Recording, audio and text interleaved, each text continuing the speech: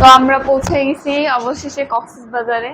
আর এই হলো রুম, যদিও এই রুমটা আমাদের দিবে না, এই রুমটা চেঞ্জ করে দিবে। আসলে এই রুমের এসিটা নষ্ট, আর ওই রুমের থেকে এখনো মানুষ চেক আউট করে নাই।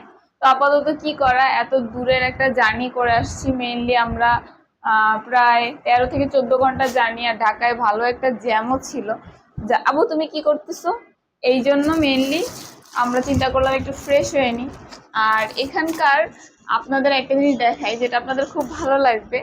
এখান থেকে কিন্তু আমি রোডেরও ভিউ পাবো, বিচেরও ভিউ পাবো, বাট কথা হচ্ছে এই জায়গাটা একটু নোংরা আছে। আসো, এই জায়গাটা দেখলেই আসলে মন ভরে যাবে। কারণ দেখেন, এই জায়গা থেকে কক্সবাজারের ডলফিন মোড়টা স্পষ্ট দেখা যায়, একদম মিডল। আর ওই যে সমুদ্রের ঢেউ, সমুদ্রের ঢেউ একদম মনে হচ্ছে আমাদেরকে দেখে আরো আমাদের দিকে উকি মারতেছে, এমন একটা অবস্থা।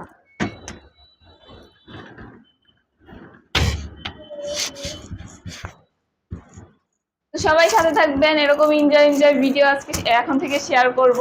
তো আমার আপডেট ভিডিওগুলো দেখার জন্য অবশ্যই ইউটিউবে সাবস্ক্রাইব করে দেবেন, বেল আইকনে ক্লিক করে দেবেন।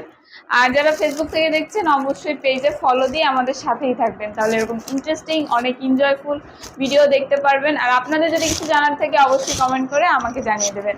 আল্লাহ হাফেজ, টাটা, বাই বাই।